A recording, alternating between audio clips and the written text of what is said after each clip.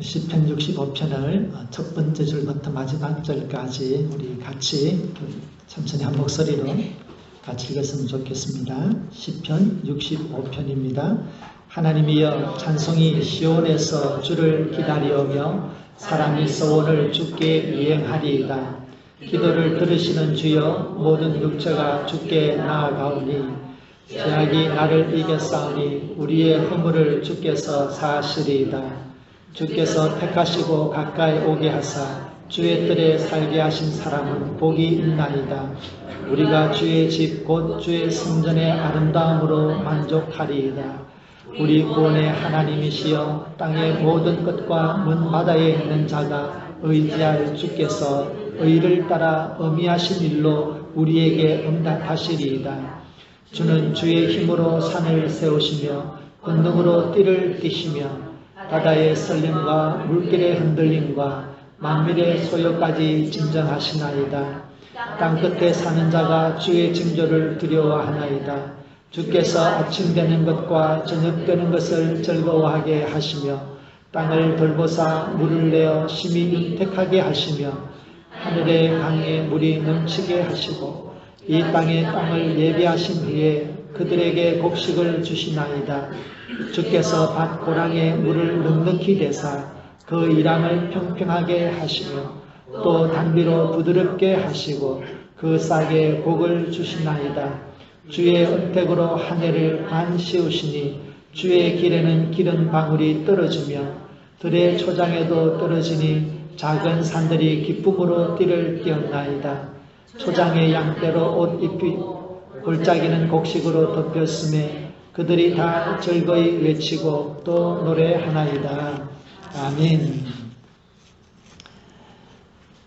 오늘은 이번에 우리가 시편을 보고 있는데 오늘 시편 마지막으로 오늘 시편까지 보겠습니다. 오늘은 숨겨진 하나님의 신비를 찬양하라라는 제목으로 말씀을 나누겠습니다. 여러분, 제가 한 가지 질문을 드리겠습니다. 나는 보이는 대로 생각한다.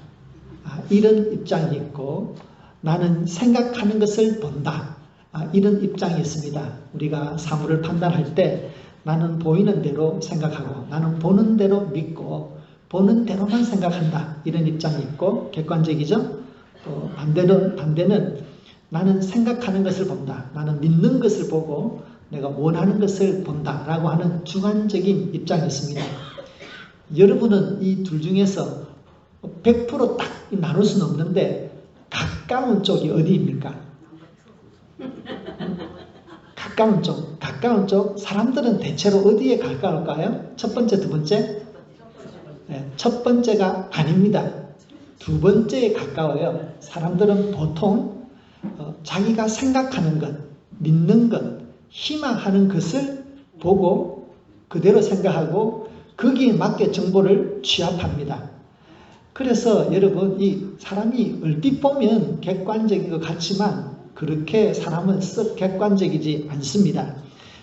그래서 이것을 사회학적으로는 확대 편증이라고도 하고 심리학에서는 선택적 지각이다. 뭐 이렇게 어려운 말을 하는데 기본적으로는 사람은 자기 무의식에서 바라는 것, 자기가 무의식적으로 희망하는 것에 맞게 생각을 하고 그 생각에 맞게 사물을 바라보고 거기에 맞게 정보를 취합하기 때문에 어떤 사람은 근본적으로 보수이고 어떤 사람은 근본적으로 진보적입니다. 그래서 우리는 이렇게 질문할 수 있죠. 그러면 우리가 그런 객관적인, 이런 주관적이지 말고 정말 객관적으로 바라보고 객관적으로 생각하는 것이 좋지 않겠느냐? 이렇게 우리가 질문해 볼 수 있는데요. 그러면 좋은 것은 우선 오해가 없습니다. 그죠? 오해가 없어.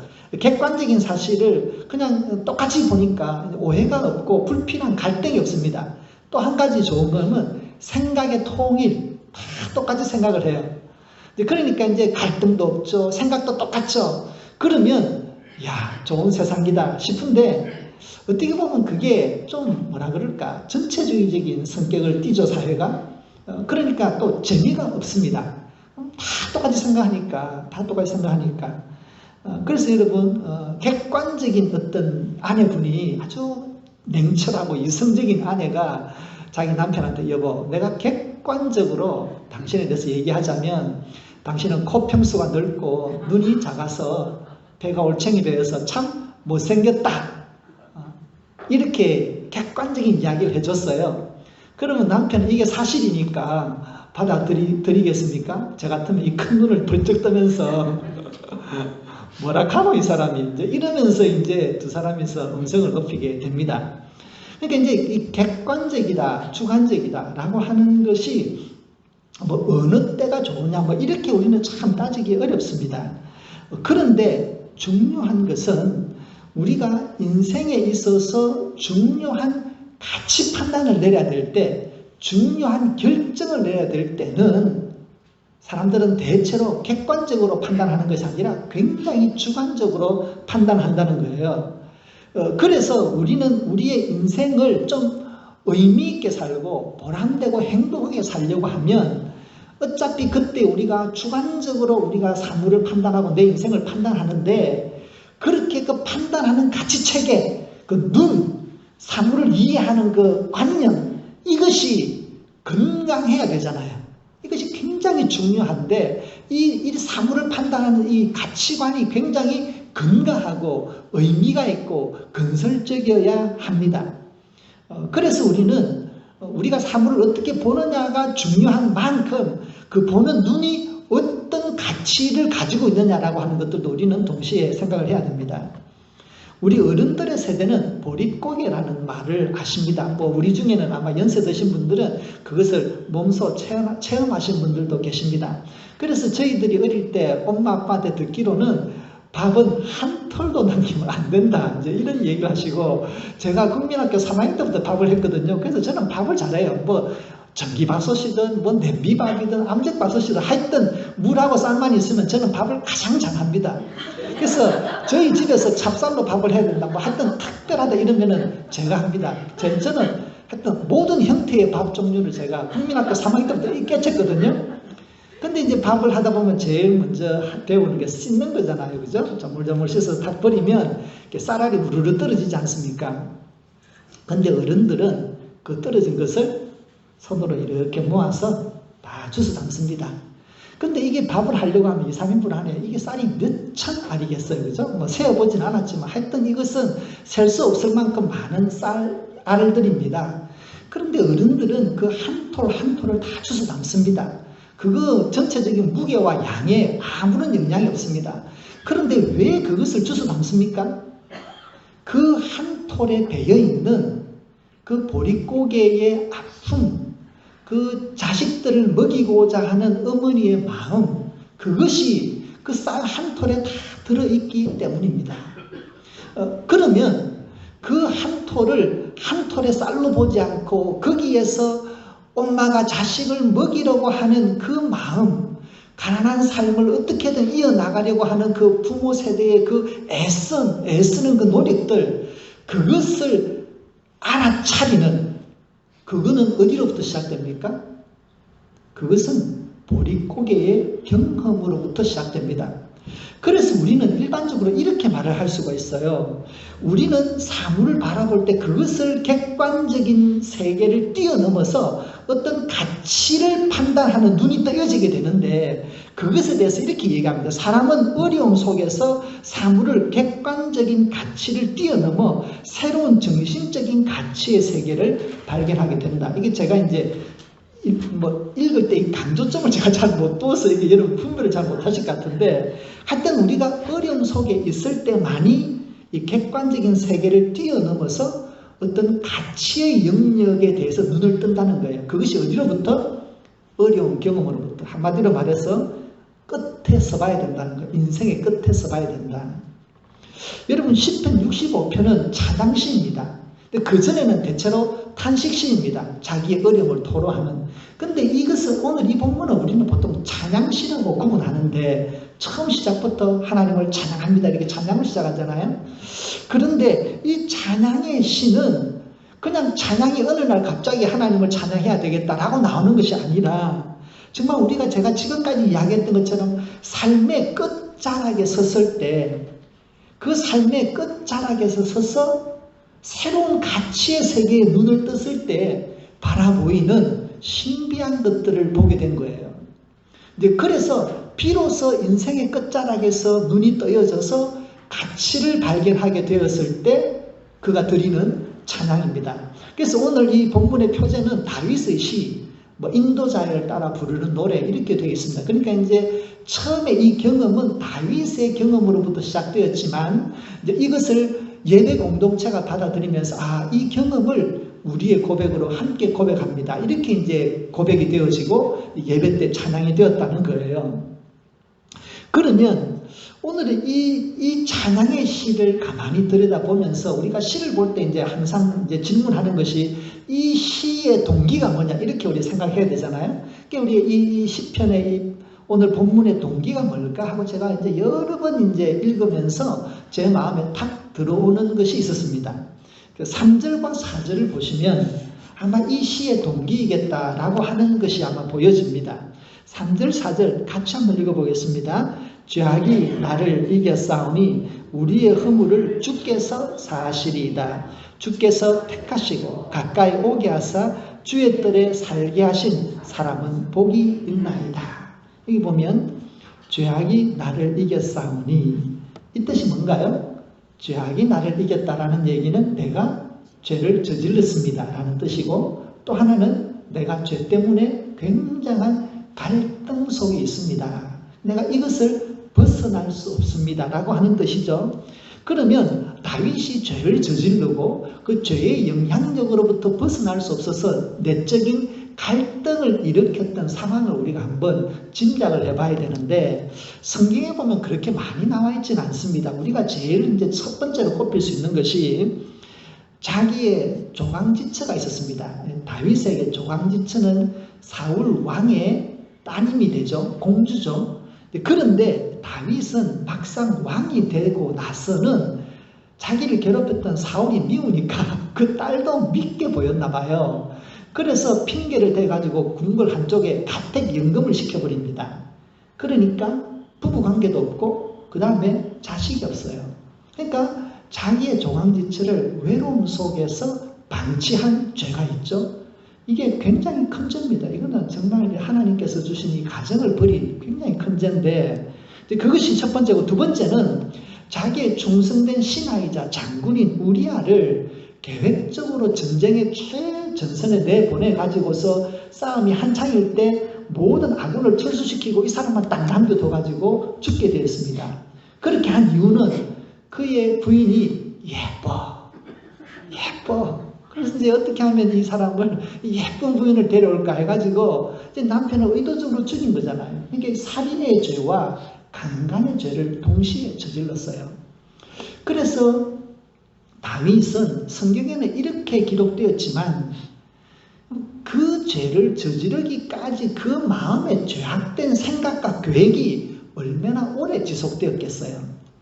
그러니까 다윗은 죄가 나를 이겼다라고 하는 것은 내가 죄를 저질렀습니다 뿐만 아니라 죄를 저지르는 일에 이르기까지 죄에 대한 계획과 죄된 생각과 죄에 대한 갈등이 많았다는 거예요. 이제 그런 죄로부터의 그 갈등, 그것이 다윗에게는 있었습니다.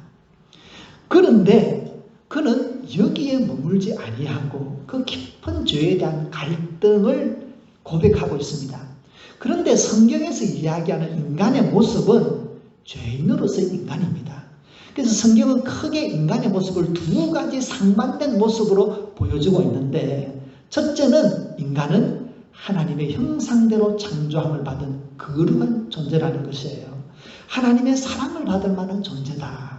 또 동시에 인간은 흙으로 만들어진 할 수 없는 죄인이라는 거예요. 오늘 다윗은 지금 어떻게 고백합니까? 나는 이 죄로부터 벗어날 수 없는, 죄가 나를 이길 수밖에 없는 나는 연약한 죄인입니다 라고 고백하고 있습니다. 그런데 성경은 죄인으로부터 이 죄인에 대한 갈등, 이것으로 끝나는 것이 아닙니다. 동시에 그는 우리에게 무엇을 고백합니까? 우리의 허물을 주께서 사하시리이다. 나는 죄인이지만 나의 허물을 어떻게 해결합니까? 내가 덕을 쌓아서, 내가 뭐 절을 많이 해서, 뭐 무엇을 바쳐서가 아니라 하나님의 은혜로 용서해 주시는 것. 어린 양의 보혈로 나를 용서해 주시는 것. 예수 그리스도의 죽음의 보혈로 나를 용서해 주시는 것. 그래서 인간은 죄를 저지르지만, 할 수 없는 죄에 놓이지만 하나님의 은혜는 그것을 덮는 예수 그리스도의 보혈의 은혜 아래 우리를 용서해 주시는 것을 이야기하고 있습니다. 그래서 죄악이 나를 이겼지만은 나의 허물을 주님께서 용서해 주셨군요. 그런데 이러한 것이 우연히 일어났느냐? 나는 죄인이지만 죄인된 나를 용서해 주시는 이 은혜가 그냥 우연히 운 좋게 생겼느냐? 아니라는 거예요. 7절에 보니까 주께서 뭐 하시고? 택하시고 그 다음에 가까이 오게 하사 주의 뜰에 살게 하신 사랑, 이렇게 표현되어 있죠. 그러니까 나는 죄인인데 하나님께서 용서해 주셨는데 이 죄인을 왜 용서해 주었냐는 거예요. 내가 잘나서가 아니라 하나님께서 나를 택하시고 나를 하나님의 은혜로 가까이 불러주시고 나를 그 은혜의 품 안에 붙들어 주신 그 하나님의 선택과 인도와 구원하심이 나를 붙들고 있다 라고 하는 것을 마음에 깨달았어요. 이 깨달음으로부터, 그러니까 1절부터 4절까지는 자기의 죄에 대한 갈등이 하나님의 은혜로 완전히 용서되어지고 해결되어진 그 기쁨으로부터 1절부터 4절의 첫 번째 단락에 이야기되고 있습니다. 그래서 거기에서 하나님을 찬양합니다. 그리고 그것이 끝나고 나면 5절부터 8절까지는 그 눈을 들어서 이제는 온 세계를 향해서 눈을 돌리게 됩니다. 온 세계를 향해서 눈을 돌리게 됩니다. 그것이 바로 8절부터 5절부터 8절까지인데요. 그 내용을 한번 보겠습니다. 내용입니다. 같이 한번 읽어볼까요? 우리 구원의 하나님이시여 땅의 모든 끝과 먼 바다에 있는 자가 의지할 주께서 의를 따라 의미하신 일로 우리에게 응답하시리이다. 주는 주의 힘으로 산을 세우시며 권능의 띠를 띠시며 바다의 설렘과 물결의 흔들림과 만민의 소요까지 진정시키시나이다. 땅끝에 사는 자가 주의 징조를 두려워하나이다. 주께서 아침 되는 것과 저녁 되는 것을 즐거워하시게 하시며. 눈을 들어서 땅끝과 바다끝을 봅니다. 옛날에는 이제 땅이 평평하게 되어 있다고 보았습니다. 그리고 그 땅은 세 개의 천으로 이루어져 있다라고 이렇게 보았습니다. 그래서 땅이 있고 그 위에 세 개의 하늘이 이렇게 겹겹이 있는, 이렇게 레이어로 되어 있는 것으로 보았는데, 그 땅 끝에 가면 무슨 일이 있을까요? 뚝 떨어지는 걸로 되어 있겠죠? 그래서 언제나 고대 세계에서 바다는 요즘처럼 상상의 바다가 아니고 거기에는 언제나 끝을 향해 달려가는 두려운 세계로 보았습니다. 왜냐하면 옛날에는 이 바다를 항해하는 기술도 없고 또 거기에 나가면 대부분 죽는 게 태반이니까 이 바다는 두려움의 상징이었어요. 그런데 그러한 바다의 파도와 설렘을 하나님께서 잔잔하게 하시고 모든 민족의 혼란들, 전쟁들도 잔잔하게 하시고, 그리고 땅끝과 바다 끝에서 하나님을 부르기만 하면 하나님은 그들에게 귀를 기울이시고 응답하신다. 그러니까 하나님은 땅끝에까지, 그리고 모든 사람들이 두려워하는 바다까지, 이 세상의 전쟁과 환난까지도 잠잠하게 하시고 하나님의 완벽한 통치 아래 있다라고 하는 것을 지금 찬양적인 아주 시적인 아름다움으로 표현하고 있습니다. 그러니까 기본적으로 지금 이 다윗은 무엇을 얘기하고자 합니까? 나를 구원하시고 선택하시고 구원하신 그 하나님의 손길이 나에게 머무는 것이 아니라 온 우주에, 온 세상에 미치지 않은 곳이 없다라고 말하는 것입니다. 그 하나님의 은혜의 손길을 지금 바라보고 있는 것입니다. 그렇게 자기로부터 시작을 해서 자기에 대한 하나님의 선택과 구원으로부터 시작해서 이제는 온 세상을 향한 하나님의 선택과 하나님의 인도와 은혜를 바라보고 찬양을 합니다. 그리고 나서 마지막 9절부터 13절까지는 이제 자기의 삶의 자리, 그리고 그가 다스리고 있는 이스라엘 민족, 그 이스라엘이라고 나라, 또 자기의 삶을 이야기합니다. 그래서 우리로 말하자면 우리의 삶의 터전, 삶의 바운더리, 현실을 이야기한다고 할 수 있겠습니다. 9절부터 마지막 절까지 우리 다시 한번 볼까요? 땅을 돌보사 물을 내어 심히 윤택하게 하시며 하나님의 강에 물이 가득하게 하시고 이같이 땅을 예비하신 후에 그들에게 곡식을 주시나이다. 주께서 밭고랑에 물을 넉넉히 대사 그 일양을 평평하게 하시며 또 담비로 부드럽게 하시고 그 싹에 복을 주시나이다. 주의 은택으로 한 해를 관시우시니 주의 기름은 기름 방울이 떨어지며 들의 초장에도 떨어지니 작은 산들이 기쁨으로 띠를 띄었나이다. 초장은 양떼로 옷을 입었고 골짜기는 곡식으로 덮였으며 그들이 다 즐거이 외치고 또 노래하나이다. 아멘. 자기의 삶에 또 자기가 다스리는 우리 이스라엘의 안에 하나님의 풍성한 은혜가 있다라고 하는 것을 보여주고 있고 그 하나님의 풍성함을 찬양하고 있습니다. 그러니까 여기 보면은 정말 모든 강물에 강에도 물이 촉촉 넘치고 그리고 밭 이랑과 고랑은 이렇게 내려가 부분 이랑 올라 있는 부분이잖아요. 그 고랑 사이에도 물이 흐를 만큼 그렇게 가득하게 물이 넘치는 아주 풍요로운 그런 계절이 되었다는 겁니다. 그리고 여러분 그들은 또 이제 농사뿐만 아니라 이제 그들은 목축업도 했으니까 들에 보니까 양이 많은데 양이 얼마나 많으냐 그러면은 들의 초장에도 초장은 양대로 옷을 입었고 그러니까 그냥 양이 그냥 하얗게 깔렸다는 얘기죠, 그죠? 양이 하얗게 깔린 것을 초장이 양으로 옷을 입었다 이렇게 표현을 하고 있죠. 곡식은 또 골짜기는 또 곡식으로 가득 찼다라고 합니다. 그러면 이스라엘 역사에 이런 때가 있었느냐? 진짜로 이 다윗이 눈으로 보면서 객관적으로 이 얘기를 하느냐? 그게 아니에요. 이스라엘 역사는 이런 적이 없고 아직까지 없습니다. 이런 땅은 잘 없겠죠. 모르죠. 캘리포니아 남쪽에 좀 좋은 데는 그럴지 몰라도 이렇게 풍요로운 땅은 없습니다. 근데 그러면 다윗은 역사적으로는 이런 현실이 없는데 왜 이것을 기록했냐는 거예요. 그것은 처음으로 돌아가서 그가 자기 자신을 용서하시고 선택하시고 구원하신 그 하나님의 은혜가 자기의 삶을 붙들 뿐만 아니라 땅끝까지 그 하나님의 완벽한 질서와 평화가 붙들고 있고 그러한 믿음에서 볼 때에 지금 그가 거두고 있는 적은 곡식과 적은 양떼와 그런 소출이라 할지라도 그는 그 속에서 무엇을 보았습니까? 하나님의 큰 은혜를 본 거예요. 하나님의 큰 은혜를 본 것입니다. 그래서 거기에 대해서 감사하는 것입니다. 어떻게 보면 이것은 현실에 대한 감사라기보다는 이렇게 되었으면 좋겠습니다라고 하는 그러한 희망에 대한 표현이기도 하고 두 번째는 그것을 그 영적인 가치의 세계에 눈을 떠서 하나님이 우리를 지킨다면 바로 이것입니다. 하나님이 내 삶의 자리에 동행하신다면 나의 일함과 고랑에는 물이 넘치는 것과 같습니다. 하나님이 내 삶에 함께 하신다면 정말 나의 들판에는 양들이 그냥 옷을 입은 것처럼 많습니다. 그것과 똑같습니다. 그것을 뛰어넘는 하나님의 은혜입니다. 라고 하면서 하나님의 은혜에 대한 깨달음으로 이것을 찬양해 줄 수가 있습니다. 여러분이 매일 이제 식탁에 식사를 하실 거예요. 근데 그 식탁이 몇 년이 된 것입니까? 그 식탁을 이렇게 닦으면 식탁이라는 게 잘 닳는 게 아니잖아요. 그죠? 이제 오래 갑니다.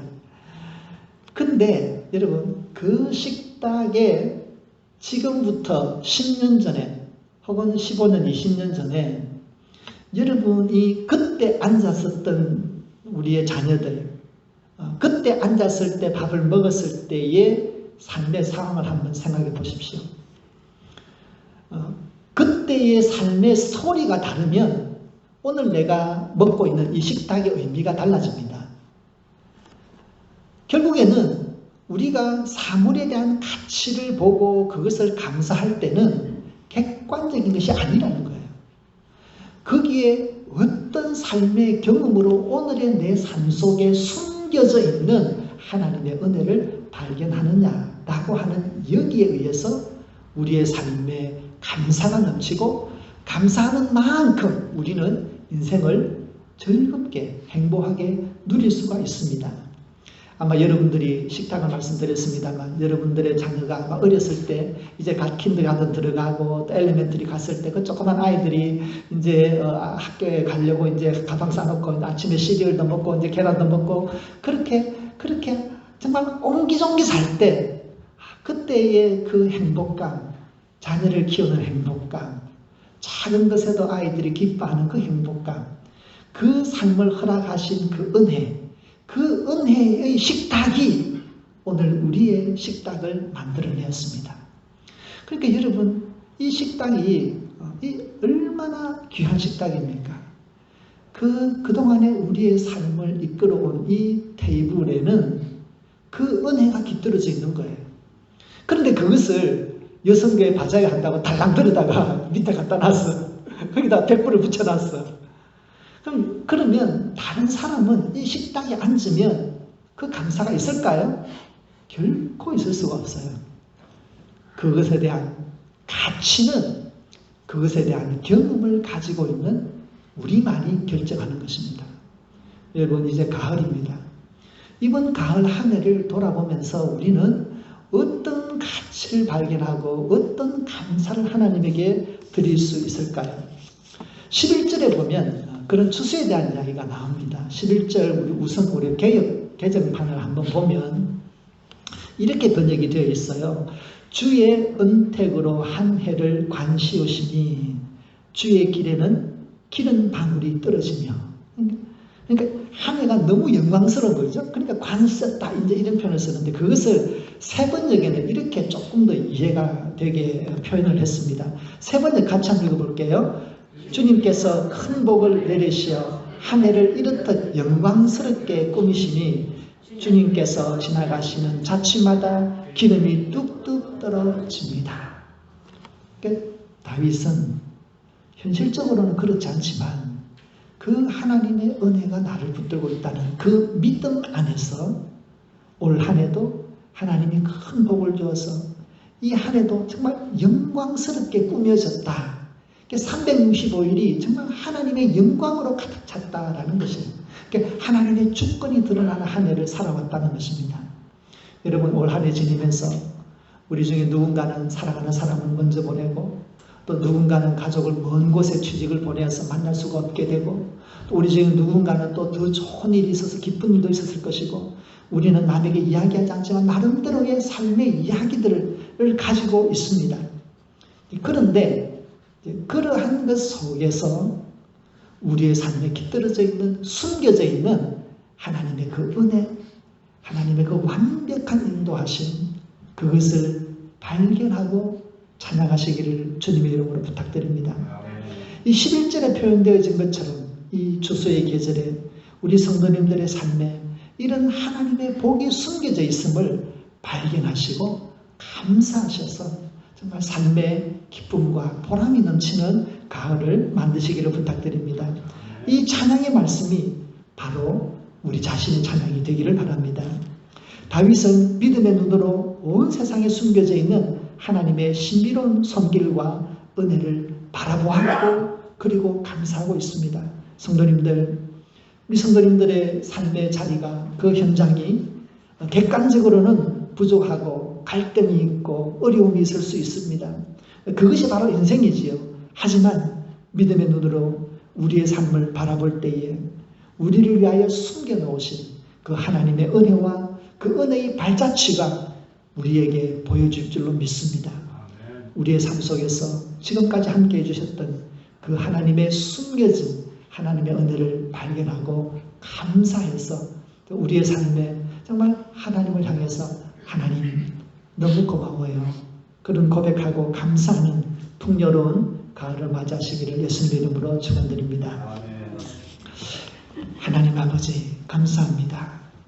우리를 택하시고 구분하여 불러주셔서 믿음의 자리 안에 머물게 하심을 감사합니다. 세상에 많은 것들이 있지만 우리는 욕심내지 않고 하나님이 주신 것, 하나님이 허락하신 것을 감사하며 지내왔습니다. 이 믿음 주셔서 감사합니다. 올 한 해 저희들에게 많은 일들이 있었지만 그러나 그 많은 일들 속에서도 하나님은 여전히 우리의 좋으신 아버지가 되어주셔서 땅끝까지 보살피시는 그 완벽한 하나님의 섭리와 주권으로 우리의 삶을 지금까지 붙들어 주심을 믿으며 감사합니다. 아멘. 하나님, 저희들에게 이 믿음의 눈을 활짝 열어주셔서 우리의 삶 속에 하나님의 손길과 숨겨져 있는 신비로운 은혜를 발견하며 감사하며 넉넉한 마음으로 살아가는 주의 백성 되도록 인도하여 주시옵소서. 예수님의 이름으로 기도드립니다. 아멘.